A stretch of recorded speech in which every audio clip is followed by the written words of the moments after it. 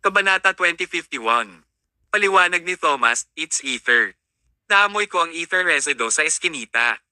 Pinatumba ng mamamatay tao ang biktima gamit ang ether bago niya ito kinidnap.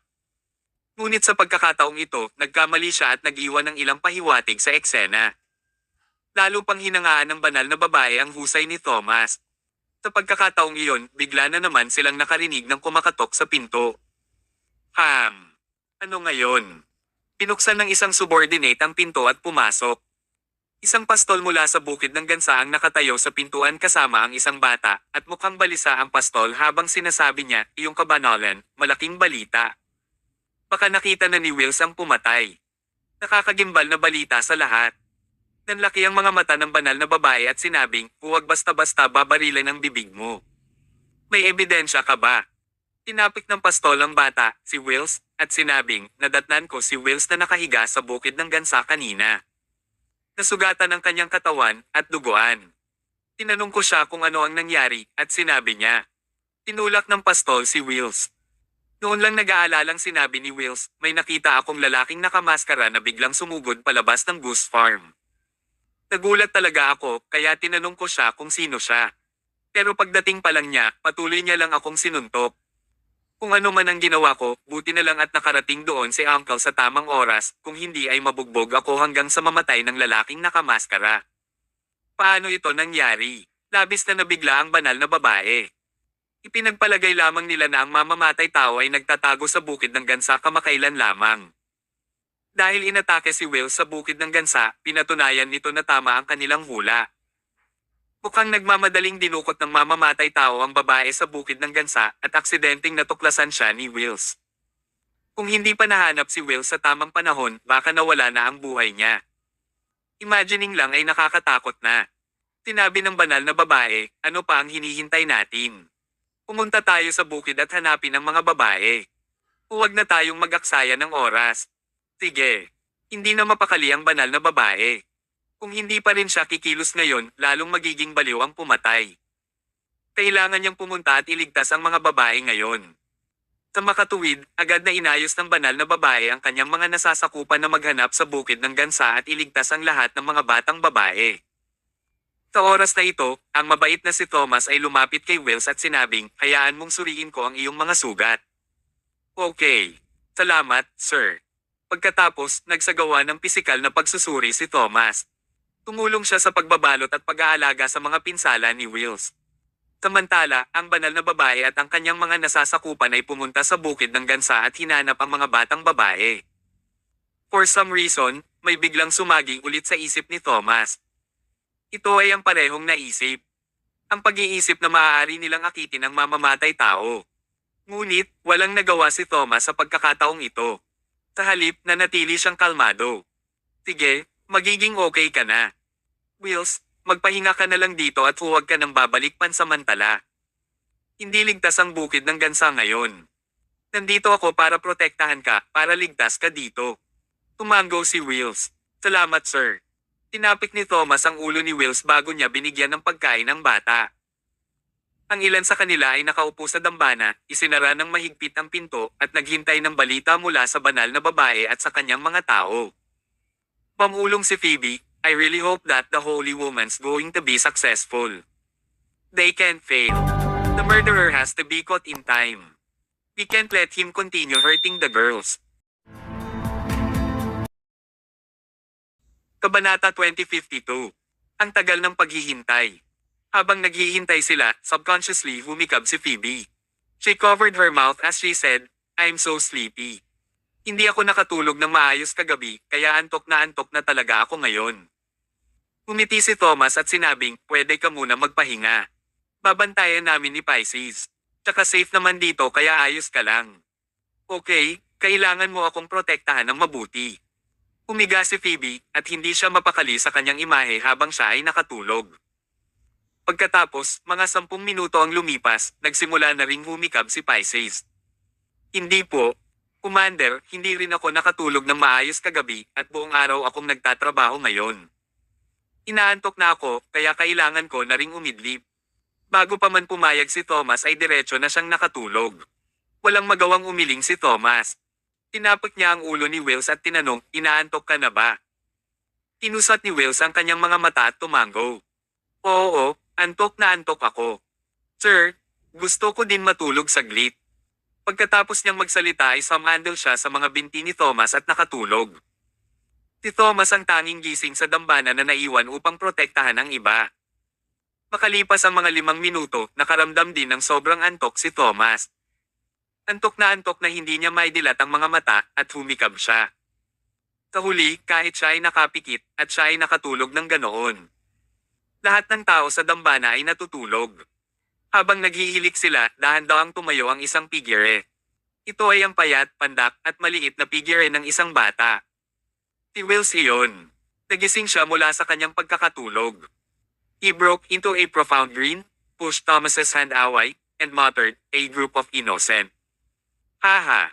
Lahat kayo naloko, ano? Nanatiling nakatitig si Wills kay Phoebe at hindi niya napigil ang ilabas ang dila at dilaan ng mga labi. Napakagandang babae. Magiging sayang ang buhay ko kung hindi ko na-enjoy ang magandang babaeng ito. I'd be satisfied as long as I could enjoy her once.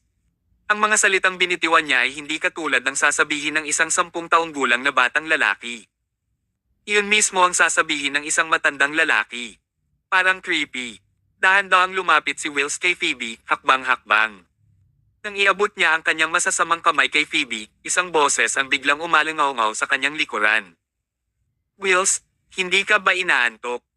Agad nitong ikinagulat si Wills to the point na nanginginig ang kanyang mga paa. Noong nalantad ang mga tao bago pa sila gagawa ng masama, iyon ang pinakamahirap at nakakatakot na oras para sa kanila. Pakiramdam nila ay babagsak na ang langit. Para itong natagpo ang nandaraya ng invigilator sa panahon ng pagsusuri. Sa sandaling iyon, mararamdaman ng manluloko ang pagbagsak ng langit. Noon, ganoon din ang pakiramdam ni Wills. Napalunok siya at bumilis ang tibok ng puso niya. Gayunpaman, hindi siya nawala sa isip at nanatiling kalmado sa halip. Matapos siyang tumahimik saglit, mahinang ngumiti si Wills at tumalikod. Sabi niya kay Thomas na nagising din, "Sir, gising ka na rin." Nagpatuloy siya sa pagsusuot ng parehong purong ngiti. Mukha pa siyang inosenteng bata. Sinong mag-aakala na isang bata ang tunay na mamamatay tao? Kabanata 2053. Kay Wills, nagkataon lang na nagising si Thomas. Imposibleng matuklasan ni Thomas ang kanyang sikreto kaya hindi niya kailangang kabahan o matakot. Kailangan lang niyang harapin si Thomas. Gayunpaman, minamaliit niya si Thomas. Sa sandaling iyon, lumapit si Thomas sa diffuser at inabot ang isang bilog na bagay na kasing laki ng isang buton.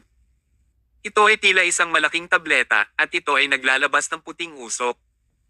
Ginamit mo ba ito para makatulog tayong lahat? Agad na nagbago ang ekspresyon ni Wills. Tinimulan niya ang bagay na nasa kamay ni Thomas at tumibok ang kanyang puso. Sa wakas ay napagtanto niya na may mali.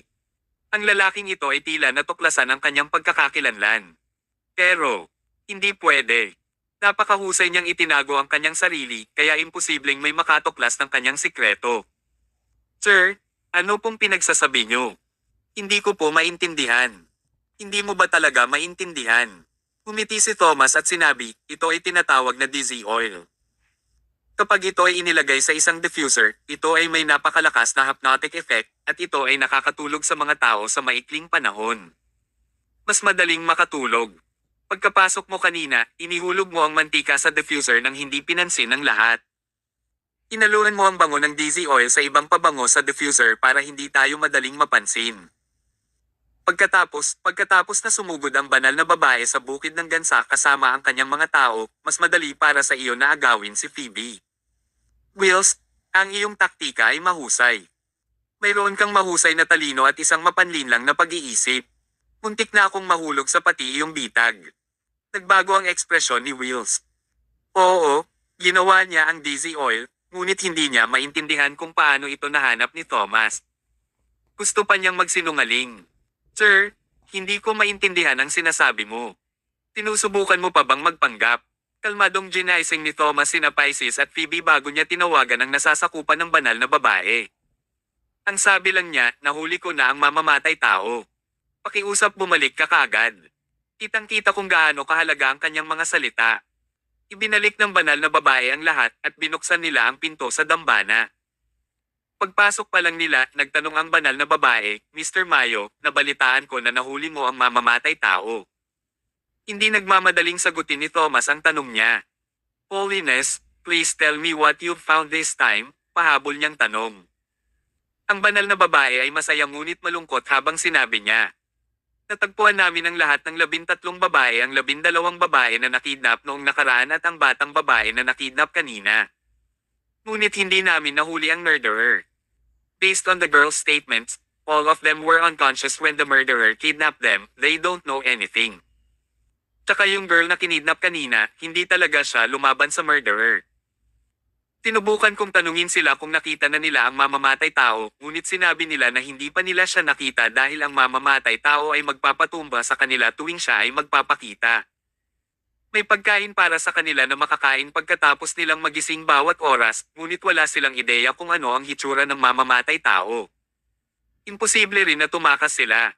Nakagapos ang mga kamay at paa nila, lahat sila nakakulong sa cellar. Kahit subukan nilang sumigaw, hindi sila maririnig ng mga tao sa labas dahil libo-libong gansa. Patuloy na bumusina sa lahat ng oras. Pagkatapos sabihin iyon ng banal na babae, tumingin siya kay Thomas ng may pag-asa at sinabing, Mr. Mayo, kanina, nabanggit mo sa telepono na nahuli mo ang mamamatay tao. Totoo ba iyon? Madiin na tumango si Thomas. So, nasaan ang mamamatay tao? Tanong muli ng banal na babae. Habang nakatingin ang lahat kay Thomas, dahan-dahan niyang itinaas ang kamay at itinuro si Wills, ang 10 taong gulang na batang lalaki sa hindi kalayuan. Siya ang mamamatay tao. Siya si Banshee. Ano? Natigilan ang lahat. Laking gulat nila na nakabuka ang kanilang mga bibig at wala silang masabi. Maging ang Pisces, na nagtiwala kay Thomas ng walang pasubaling ay labis na namanghasa, over-the-top conclusion ni Thomas sa sandaling iyon. Kabanata 2054. Paano ang isang 10 taong gulang na batang lalaki ay nakagawa ng napakaraming kidnapping? May kakayahan at tuso ba siya? At saka, ano ang kanyang binabalak laban? 10 taong gulang pa lang siya. Kaya ba niyang dungisan ang mga babae? Agad sumigaw ang isang katribo, manloloko. Sinungaling. Tigilan mo na ang pangkukulam sa amin. Umalis ka na sa aming tribo. Sumigaw din ang ibang mga katribo, magwala. Umalis ka na sa lugar na ito. Hindi nila papayagan ang isang tagalabas na tulad ni Thomas na atakihin ang isang inosente na bata mula sa kanilang tribo. Ito ay lubos na sumalungat sa kanilang mga paniniwala. Hindi isinapuso ni Thomas ang kanilang pagpuna. Nanatili siyang kalmado at malayo. Sa oras na ito, dahan-dahang itinaas ng banal na babae ang kanyang kamay upang manatiling tahimik ang lahat. Mr. Mayo, hindi ko sinasabing hindi ako naniniwala sa iyo, pero masyadong matapang ang mga sinasabi mo, nakakasakit din sa Divine Water Tribe. Bigyan mo kami ng paliwanag. Kung hindi mo maibigay sa amin ang isang makatwirang paliwanag, mangyaring umalis. Bilang banal na babae, hindi ako papayag na siraan mo ang ating inosente at mabait na anak. Masasabi ng isa na ang banal na babae ay lubos na nagpoprotekta sa kanyang mga katribo. Kahit na iginagalang niya si Thomas, alam pa rin niya kung saan siya nakatayo pagdating sa tama at mali. Hindi rin siya sinisisi ni Thomas. Bago ko ibigay sa iyo ang aking paliwanag, may nais akong kumpirmahin. Napatingin si Thomas sa mga tao. Pagkatapos ay ngumiti siya ng mahina at sinabing, si Wills ay hindi orihinal na bahagi ng iyong tribo, tama? Nagpalitan ng tingin ang lahat sa pagkawala. Natigilan din ang banal na babae. Maya-maya pa, sumimangot siya at sumagot, oo, tama ka. Natagpuan ng aming mga tribo si Will sa labas ng nayon 2 taon na ang nakakaraan. Namatay ang kanyang mga magulang at siya ay gumagala doon mag-isa. Kaya, kinuha siya ng Divine Water Tribe. Bagaman hindi siya katutubong miyembro ng Divine Water Tribe, tinatrato namin siya tulad ng sarili naming mga katribo. Mr. Mayo, mangyaring huwag isipin ang tungkol sa pag-udyok sa amin. Umalaklak si Thomas at sinabing, sa halip na mag-alala tungkol sa pag-udyok ko sa iyo, bakit hindi ka magtataka kung paano ko natuklasan na si Wills ay hindi isa sa iyong mga katribo? Ito ay talagang palaisipan sa kanila. Nagtanong ang banal na babae, oo, paano mo nalaman? Nag-aalala ako na baka mabuli si Wills, kaya mahigpit kong pinagbawalan ng mga katribo na pag-usapan ito. Thomas chuckled again and responded, I accidentally found out when I was handling Will's injuries kanina. Lalong naguluhan ang banal na babae. Napag-alaman niyang hindi nagmula si Will sa Divine Water Tribe sa pamamagitan lamang ng paghawak sa mga pinsala ng bata. May espesyal bang bloodline ang Divine Water Tribe? Imposible naman. Sinabi ng banal na babae, mangyaring ipaliwanag ng mas malinaw. Paliwanag ni Thomas, okay, let me give you the whole picture. When I was handling Will's injuries kanina, I noticed something very interesting. Mukha siyang 10 years old in appearance, but his bone age shows that he's actually 30 years old.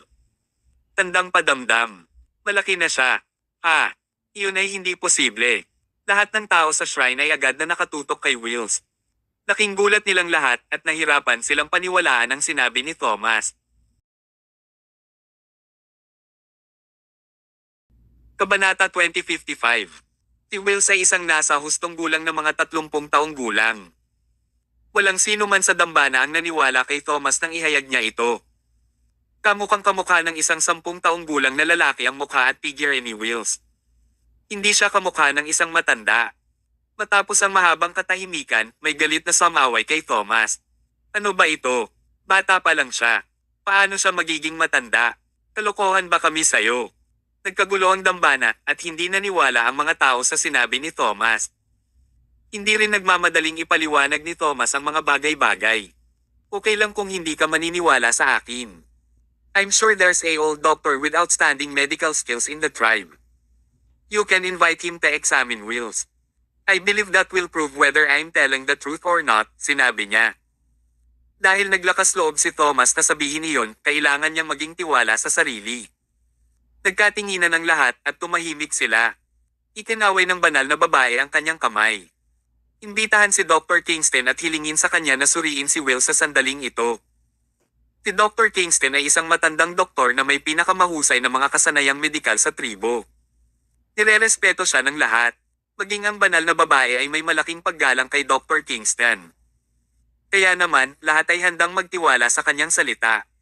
Hindi nagtagal, inimbitahan si Dr. Kingston at ipinaliwanag sa kanya ang insidente habang papunta siya roon. Si Dr. Kingston ay medyo nagulat din. Hindi niya inaasahan na malalaki na si Wills.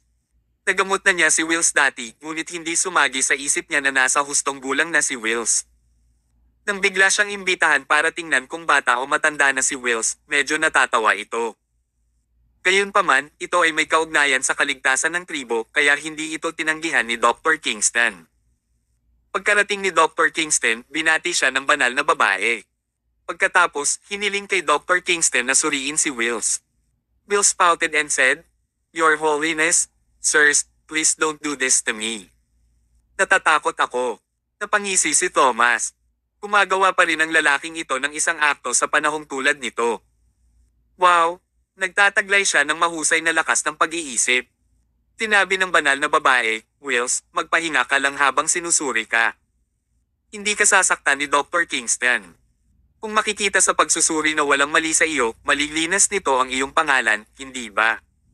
Lalaban ako. Para sa hustisya para sa iyo.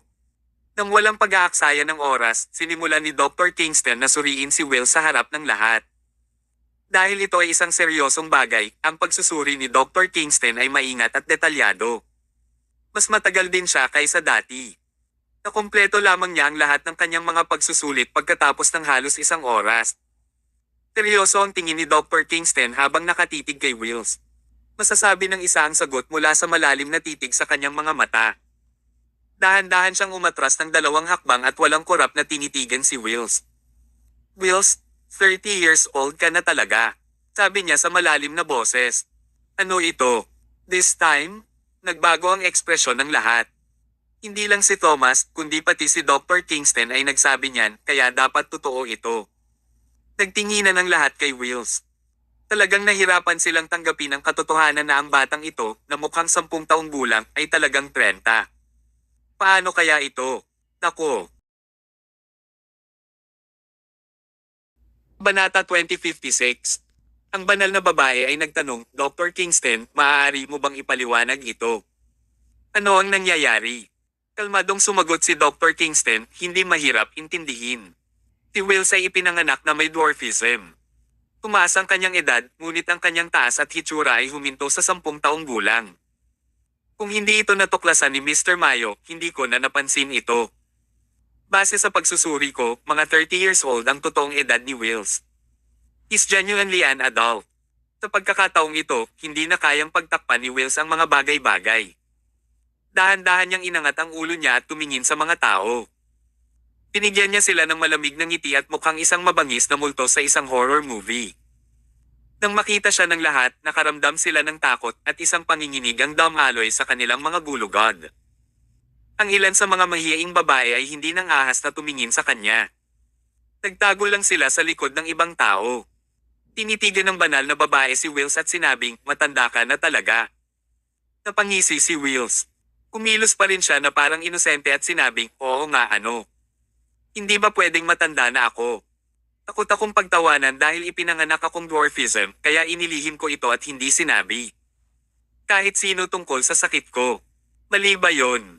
Parang wala siyang ginawang masama. Gayunpaman, pagkatapos na matuklasan ng lahat ang katotohanan, nakaramdam pa rin sila ng panginginig sa kanilang mga gulugod. Lalo silang natakot nang maisip nila kung gaano ka-inosente at hindi nakakapinsala si Wills noong nakipag-ugnayan siya sa kanila noong bata pa siya. Bukod dito, ang ilan sa mga batang babae ay karaniwang gustong makipaglaro sa mga bata. Lagi nilang hinahawakan at hinahalikan ang mga maliliit. Maayos naman noong mga bata pa sila. Ngunit kung ito ay isang may sapat na gulang na lalaki na mga 30 taong gulang. Nakaramdam agad ng pagkahilo ang mga babae. Nagsimula pa silang matakot sa mga bata at hindi na sila nang ahas na lumapit sa kanila. Nakakakilabot. Noon lang lumabas si Thomas at nagpatuloy sa pagsasabing, kabanal-banalan, hindi mo ba naitanong kung paano ko napagtanto na si Wills ay hindi isang orihinal na miyembro ng tribo? Ito ay dahil natuklasan ko ang kanyang tunay na edad at naobserbahan ang iyong saloobin sa kanya. Iyon ay kung paano ko nalaman ang tungkol dito. Kung nalaman lang ng banal na babae at ng lahat ng tao sa tribo ang totoong kalagayan ni Wills, hindi sana sila ganoon kalapit sa kanya at pretuhin siyang parang bata. Ang lahat ay hindi nababantayan laban kay Wills dahil siya ay 10 taong gulang na bata sa kanila. Ganun lang kasimple. Tumango ang banal na babae at sinabing, okay, nakuha ko na. Gayunpaman, ang katotohanan na si Wills ay nasa hustong gulang na ay nagpapatunay lamang na may itinatago siya sa amin. Hindi ito direktang nauugnay sa kaso ng Banshee. Mr. Mayo, mangyaring ipagpatuloy ang pagpapaliwanag kung bakit si Wills ay ang mamamatay tao. Masasabi ng isa mula sa tono ng banal na babae na ang kanyang saloobin kay Thomas ay hindi gaanong matindi. Ang banal na babae ay hindi lamang ang isa na hindi gaanong matindi. Lahat ng tao sa dambana ay nagbago ng kanilang saloobin kay Thomas at tumigil sa pang-iinsulto sa kanya ng walang dahilan. Ito ay dahil ang mga bagay ay naramdaman na hindi normal sa kanila, at si Thomas ay natuklasan ng nakakatakot na katotohanan na wala sa kanila ang makaalam. Marahil si Wills talaga ang mamamatay tao na nang kidnap sa mga babae. Nagpatuloy si Thomas. Let's do this slowly. The first thing I want to say is that I felt the killing intent rise. Ang unang pagkakataon ay noong dinala ng Puget III si Rufus sa dambana. Naramdaman ni Thomas ang layunin ng pagpatay mula sa karamihan, ngunit nang tumingin siya, hindi niya mapili ang mamamatay tao dahil napakaraming tao. Gayunpaman, nakita na ni Thomas ang isang grupo ng mga bata doon sa oras na iyon. Gayunpaman, tulad ng iba, naisip niya na imposible para sa isang bata na maging isang mamamatay tao, kaya hindi niya pinansin ang mga ito. Sa pangalawang pagkakataon, naramdaman ni Thomas ang layunin ng pagpatay sa bukid ng gansa. Ngunit nang tumingin siya, nakita na lamang niya ang isang grupo ng mga bata at walang mamamatay tao. Sa katotohanan, ang pumatay ay si Wills. Siya ay nakikipaglaro sa mga bata, ngunit si Thomas ay nalinlang muli ng kanyang naisip na mga paniwala. Naisip niyang imposibleng maging mamamatay tao si Wills na mukhang 10, kaya't muli niya itong hindi pinansin. Ang ikatlong pagkakataon ay ang pinakamahalagang sandali. Kabanata 2057. Nang may nagpadala kay Wills, muling naramdaman ni Thomas ang layunin ng pagpatay. Sa simula, inakala ni Thomas na ang pastol na nagpadala kay Wills ang may kasalanan. Ngunit sa maingat na pagmamasid, napagtanto niyang may mali. Ang layunin ng pagpatay ay talagang nanggaling kay Wills. Laking gulat din ni Thomas sa oras na iyon. Sa bagay, naranasan naman ni Thomas ang mga ganyan. Mabilis siyang kumalma at mas binigyang pansin si Wills. Nang maglaon, habang inaalagaan niya ang mga pinsala ni Wills, sinuri niya ang bata. Pagkatapos, napagtanto niya na ang edad ng buto ni Wills ay nasa isang may sapat na gulang. Noon lang niya napagtanto ang katotohanan. Nang iugnay niya ito sa dalawang sitwasyon kung saan naramdaman niya ang layunin ng pagpatay noon, naalala niyang nakita niya si Wills sa paligid. Si Wills ang mamamatay tao na naglabas ng layuning pumatay. Gayunpaman, kung kikilalanin lamang niya ang mamamatay tao na may killing intent lamang, hindi niya makukumbansi ang mga tao. Kaya, pinili ni Thomas na sumabay sa Agus upang makita kung anong mga trick ang gagawin ni Wills. True enough, nahuli siya sa huli. Huminto sandali si Thomas bago niya binago ang paksa at sinabing, ang mamamatay tao ay palaging kinikidnap ang mga batang babae at iniiwan ang lahat na walang kaalam-alam, ngunit nag-iwan siya ng ilang bakas ng scuffle sa kanyang pinakabagong pagtatangka. Hindi ka ba nagtataka kung bakit? Talaga bang ang mamamatay tao gumawa ng isang pagkakamali? Hindi siya nakasagot ng banal na babae at ng iba pa. Laminggalinga si Thomas sa paligid bago niya sinabi, lahat kayo ay mali. Hindi nagkamali ang mamamatay tao. Tinadya niyang nag-iwan ng ilang mga pahiwatig at pinapante kami sa bukid ng gansa upang imbestigahan ito upang walang magbabantay sa dambana. Ito ay comfortable para sa kanyang plano. Sa madaling salita, naakit niya sila palayo sa dambana. Si Wills ay sadyang nag-iwan ng ilang mga pahiwatig at ginawa ang banal na babae, pati na rin ang iba, na isipin na maaaring tangkaing patayin ng mamamatay tao ang mga batang babae. Sa ganoong paraan, dadalhin nila ang lahat sa bukid ng gansa upang mag-imbestiga. Pagkatapos, pumunta siya sa dambana bilang isang biktima at matagumpay na naiwasan ang lahat upang magawa niya ang kanyang susunod na hakbang. Nang marinig ito ng banal na babae at ng ibang mga tao, isang panginginig ang dumaloy sa kanilang mga gulugod. Masyadong tuso si Wills. Nagtanong ang banal na babae, so, ano ang susunod na galaw ni Wills? Hindi nagmamadaling sumagot si Thomas. Sa halip, tinitigan niya si Phoebe. Alam ng lahat kung ano ang ibig niyang sabihin nang hindi na niya kailangang sabihin pa. Si Wills ay isang matapang at maruming matandang lalaki. Mahigit 10 babae na ang dinukot at dinungisan niya, ngunit hindi iyon sapat. Gusto pa niyang saktan si Phoebe. Sinabi ni Thomas, dahil ang mga batang babae ay patuloy na nawawala, halos walang babaeng turista na bumibisita sa tribo.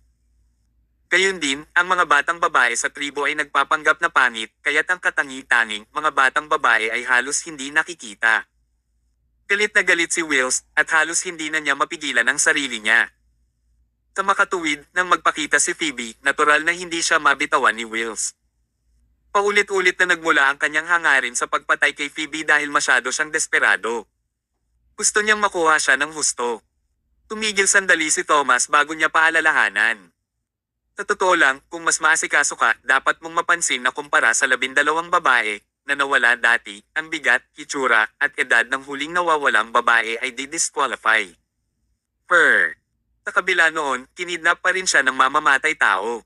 Bakit? Tumigil ba sa pagiging mapili ang mamamatay tao? Hindi. Inagaw ng mamamatay tao ang 13 babae para lang gumawa ng kaguluhan. Gusto niyang piliting lumabas ang banal na babae para manghuli at arestuhin siya. Inaila kanya palabas ng dambana upang ito ay mawala ng laman. Sa ganoong paraan, magiging komportable para sa kanya na saktan si Phoebe, ang kanyang tunay na target.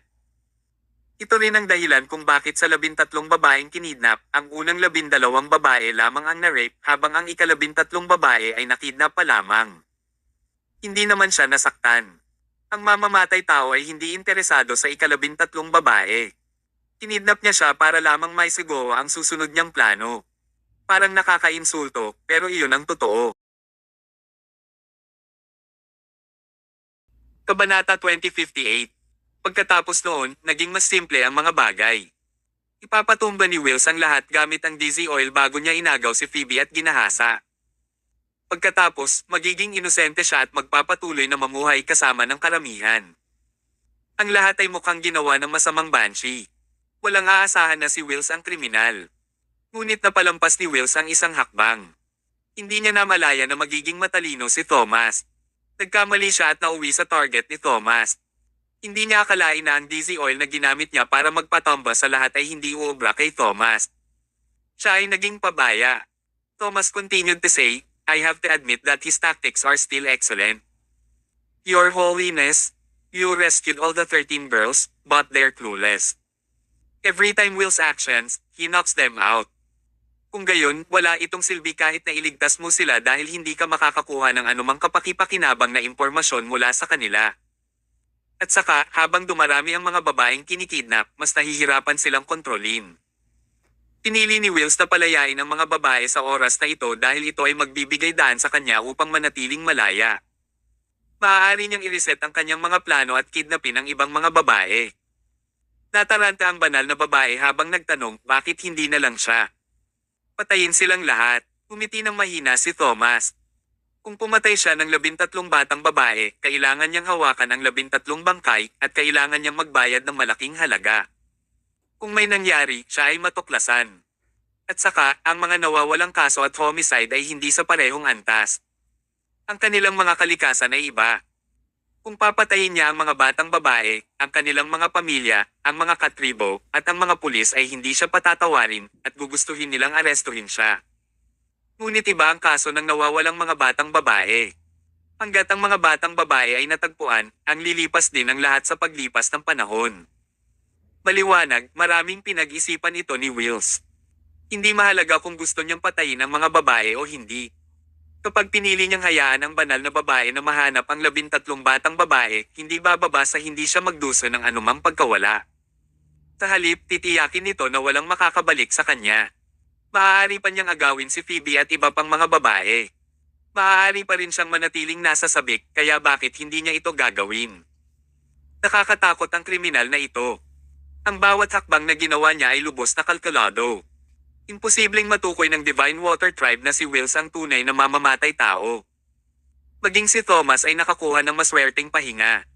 Kung si Wills ay hindi naglabas ng anumang layunin ng pagpatay. Na nagbigay daan kay Thomas na matanto na may mali at malaman ang tunay na edad ni Wills, walang ibang makakaalam ng tunay na pagkakakilanlan ni Wills. Ang tinaguriang Banshee pala ay isang 10 taong gulang na batang lalaki.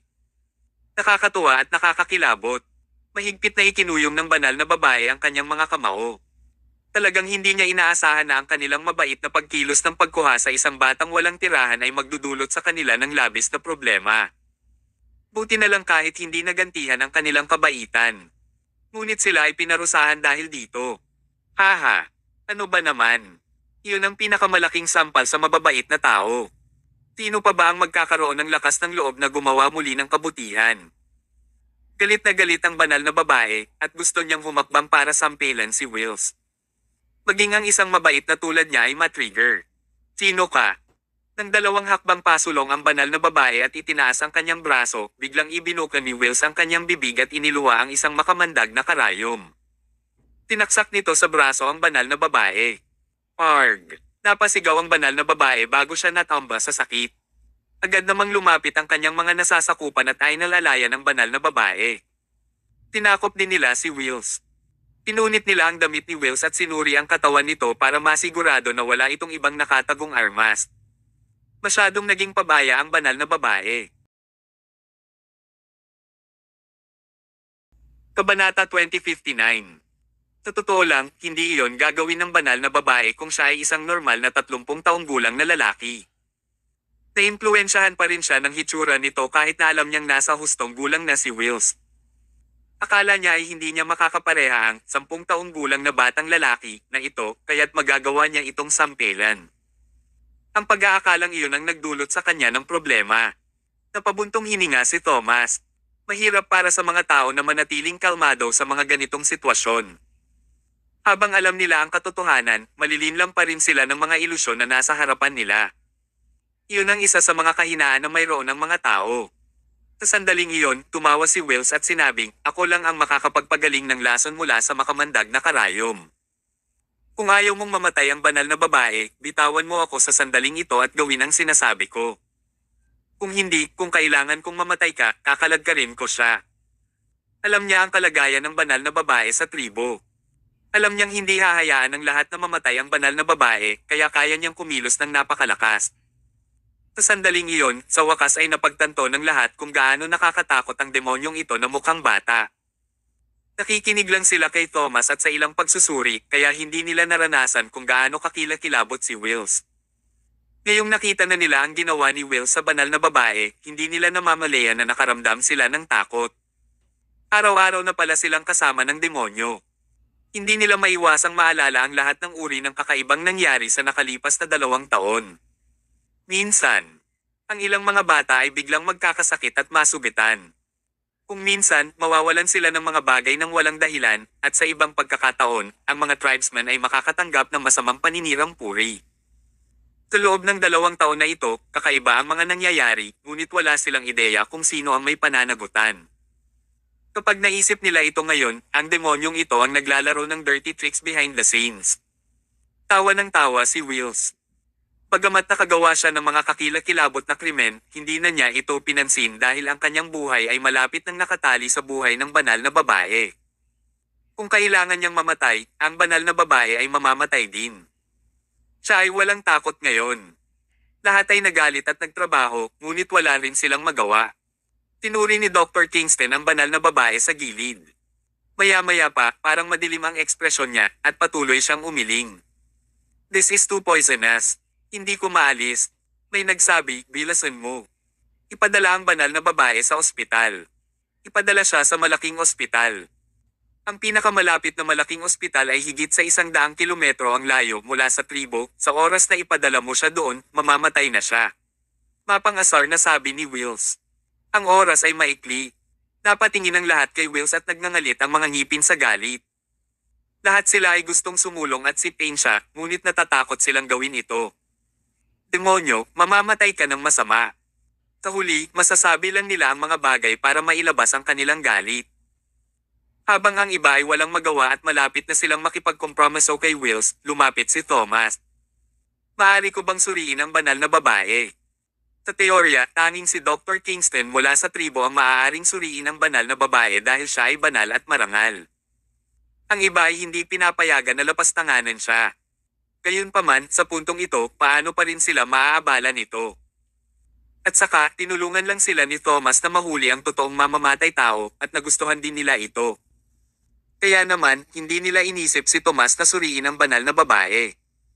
"Sure, salamat, Mr. Mayo." Tumabi si Dr. Kingston. Nagsagawa si Thomas ng ilang pagsusuri sa banal na babae. Pagkaraan ng ilang minuto, ngumiti siya ng mahina at sinabing, "Walang anuman ang lason na ito." Kabanata 2060. Talagang nagulat sila sa sinabi ni Thomas. Sa sandaling naisip nila na si Wills ang may kontrol sa kanila, muling humapbang si Thomas at ginamit ang kanyang mahusay na mga medikal na kasanayan upang sirain ang plano ni Wills. Mabibigo si Wills dahil lang nakilala niya si Thomas. Kung si Thomas ay hindi ginulo ang mga bagay-bagay, ang demonyong ito ay kikilos pa rin ng buong tapang sa loob ng banal na tubig tribe at walang sino man ang makakapigil sa kanya. Siya ay may tusong pag-iisip at ang kanyang mga pamamaraan ay malupit. Kailangang aminin ng isa na ang mga tribesmen ay masyadong ignorante kung ihahambing kay Wills. Iyon ang pagkakaiba. Pinandilatan ni Wills si Thomas, nagngangalit ang kanyang mga ngipin, at sinabing, "Thomas Mayo, itigil mo na ang pagmamayabang. Hindi ako naniniwalang maaalis mo ang lason. Itigil mo na ang pagpapanggap." Nagpapanggap? Kailangan ba iyon? Walang pakialam si Thomas sa sinabi ni Wills. Inilabas niya ang Asclepius needle sa harap ng lahat at sinimulang ipasok ang karayom sa katawan ng banal na babae upang dahan-dahang ma-detox ang lason. Wala pang 15 minuto ang inabot niya para matulungan ang banal na babae na makabangon. Tapos na. From now on, you have to be careful with your diet. You can only eat light food. You can't eat any meat and consume mantika, payo ni Thomas. Tumango ang banal na babae at sinabing, "I'll take note." Nang makita ng lahat na tunay na gumaling ang banal na babae, agad silang nakahinga ng maluwag. At the same time, mas lalo nilang kinaiinisan si Wills. Noon naramdaman ni Wills na wala ng pag-asa. Ang bawat hakbang ng kanyang plano ay naging perpekto. Bakit kailangang biglang sumulpot si Thomas out of the blue? Kung wala si Thomas, makukuha niya ang lahat ng gusto niya at hindi na matutuklasan ang kanyang sikreto. Pero ngayon, nawala na sa kanya ang lahat at naging biro pa. Ano ito? Thomas Mayo, sinira mo ang mga plano ko. Mapupunta ka sa impyerno. Kung mapipigilan ko ang isang demonyong tulad mo sa paggawa ng masama, handa akong mapunta sa impyerno kahit na iyon ang halagang dapat kong bayaran, walang pakialam na sabi ni Thomas. Si Wills ay isang payaso bago si Thomas. Sa sandaling iyon, itinaas ng lahat ng mga tribo ang kanilang kanang kamay at sumigaw, sunugin mo siya hanggang mamatay. Sunugin mo siya hanggang mamatay. Ang mga tribesmen ay bulag na may galit kay Wills. Hindi na sila makapaghintay na sunugin siya hanggang mamatay. Iyon lang ang paraan para mailabas nila ang frustration nila. Sa katunayan, ganoon din ang iniisip ng banal na babae. Hindi na siya makapaghintay na saksakin si Wills at patayin dahil isa itong kriminal na gumanti ng kabaitan ng kasamaan. Inilagay ng lalaking iyon sa panganib ang tribo. Gayunpaman, pinigilan siya ng kanyang karunungan na gawin iyon. Hindi pinapayagan ng batas na gawin niya iyon. Tumigil sandali ang banal na babae bago niya itinaas ang kanyang kamay para tumahimik ang lahat. Pagkatapos, sinabi niya sa kanila, alam ko kung ano ang iniisip ninyo, ngunit gaano man tayo kagalit, hindi natin siya kayang patayin. Kasi iba tayo sa kanya. Hindi tayo demonyo.